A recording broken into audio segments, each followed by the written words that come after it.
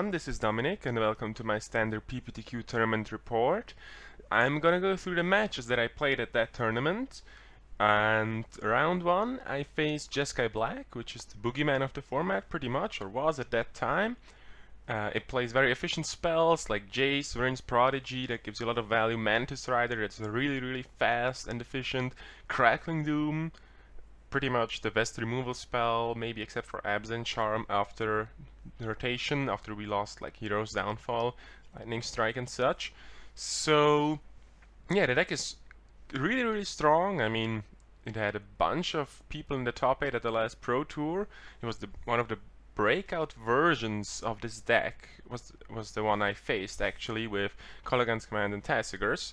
So I'm gonna show some more of the cards. Here you have the card advantage engine. So we had very cheap spells, and now we have cards like Kolaghan's Command, Tassigar the Golden Fang, and Dig Through Time, cards that just give you longevity, but they still are quite fast. They are not really slow, like Ugin slow or Elspeth Sun's Champion slow, like in the old format, but they come out quite quickly, and they fight for the graveyard, but that's not really that big of an issue because you have a lot of fetch lands, a lot of cheap spells, and you also play cards like Jace that fill up your graveyard very well, and Tassigar also fills up your graveyard very well. So yeah, game 1 was really close. We both had mana problems. I was quite flooded. He was color screwed a little bit. I mean, it happens when you play a deck that relies on Mystic Monastery to help fix your fetch, battle land, basic land mana base. So yeah, it's not that easy actually to have perfect mana in the Jeskai Black deck, because the splash of black is not really free, as you're playing usually swamps and a lot of black cards in Crackling Dooms, Kolaghan's Commands, Tassigars, so on and so forth. So what I did that game was I just hold on to my lands. I know there is value to playing your lands when you like top deck cards like Dem Protector or Warden of the First Street to sink your mana into, but as I was suspecting, my opponent used Kolaghan's Command on me, because you don't suspect your opponent just having nothing. I mean, I drew really poorly, and he just kept making me discard, and I discarded one land after the other, and I was like, fine, sure, let's do this.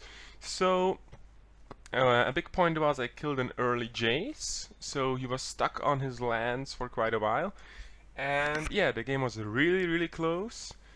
Yeah, but I top decked Dem Protector late game, and Dem Protector usually does the job, because if it doesn't get countered by Ojutai's command, you can bring back maybe another Dem Protector, or bring back like a Siege Rhino or whatever. So that was the first game, and then I sideboarded in 11 cards. Yes, I sideboarded in 11 cards against Jeskai Black. Why? Because I want to hit them from a different angle. That was the idea of this matchup. I know this matchup is like pretty good for Abzan, but you still can get crushed. I got crushed by Jeskai a bunch of times, Jeskai Black. I mean, just they draw a lot of Mantis Riders, and then they play Dig Through Time, and then the value and the damage just starts on stacking. And I mean, your cards are inherently a little bit more powerful, but they have much more value. And also they are a little bit faster, and they have Jace, which we don't have, which is a card that just grinds through games. So I boarded in 11 cards. Dispels, all my Strokes, all my Silk Wraps, all my Surge of Righteousness, so we have 10 cards already. And the last card I boarded in was actually Duress. So I didn't board in Exit Influence, Tragic Arrogance, Painful Truths, and Virulent Plague, but I boarded in my entire sideboard, boarding out cards like Hangerback Walker and Gideon. Why? Cards like Hangerback Walker are really bad because they will sideboard in Silk Wrap against you. They just will. Silk Wrap is the go-to sideboard removal spell for any deck that plays white right now in Standard. So Hangerback comes out pretty much against any white deck, because Silk Wrap just makes Dromoka's commands much worse. So on the draw I also side out Dromoka's commands. Yeah, I will not go over all my sideboarding, but that's just a general idea. I just want to be a little bit faster, and I want my spells to be a little cheaper. That's also a good point. And cards like Gideon just often do nothing. It's very bad against Mantis Rider. So, game 2 again, I had very few spells, and I had an Anafenza out. It was beating down. I had a backup Anafenza in hand, but drew mostly lands. And my opponent set it up in a way that he digged, I think, on turn 4 with some fetch lands and stuff. And then he cast Exert Influence on my Anafenza and was like, well, he had a big grin on his face like, ha, now I got you. I cast Disdainful Stroke, and then he really started worrying. And I think he was on tilt at that point, because he was not expecting it at all. And I just had this amazing supply of counter spells.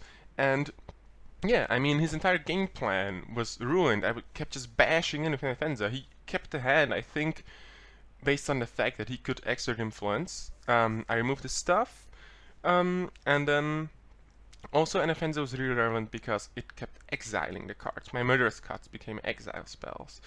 Jaces were exiled when I played Dromoka's command.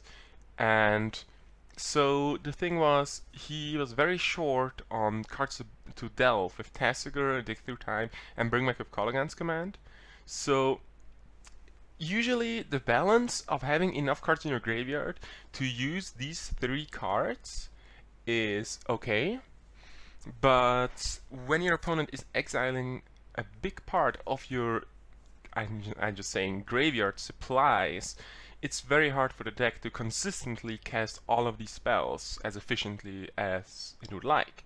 So he had, after sideboard, Exert Influence, Gideons, and Sarkans. So he turned into a more controlish deck, which I expected. That's why the spells and Disdainful Strokes come in. The fact is, you just need cheap stuff to kill his Mantis Riders and Jaces, and then counters to kill his big stuff, because what's left in the end?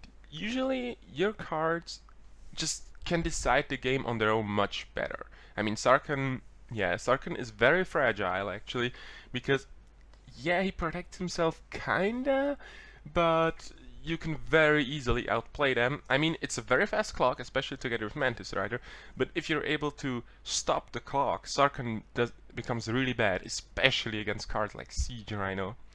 So yeah, and the thing with the Delve actually came up in my last turn. I had Protector in play and a Shambling Vent. My opponent was in 2 life, and he was only able to play Dig for, I think, 4 mana, and only had 3 mana left, and there was no card that could save him in that spot. So yeah, I beat Dark Jeskai 2-0. I mean, the matchup is already pretty good, but things can happen. They can chain Mantis Riders into, I don't know, Kolaghan's commands and stuff. The deck has really strong cards, and the cards, they just you just receive a lot of incidental damage. So yeah, that was round 1, and let's go to the next round. Thank you for watching. Please like and subscribe, it really helps us out. You can find us on Twitter at MagicGathStrat, Facebook /MagicGatheringStrat, or on the web, magicgatheringstrat.com. There you can find articles and free prize-supported leagues. This is all brought to you by our Patreons and cardhoarder.com. If you enjoyed this content, please consider supporting us at patreon.com/MagicGatheringStrat.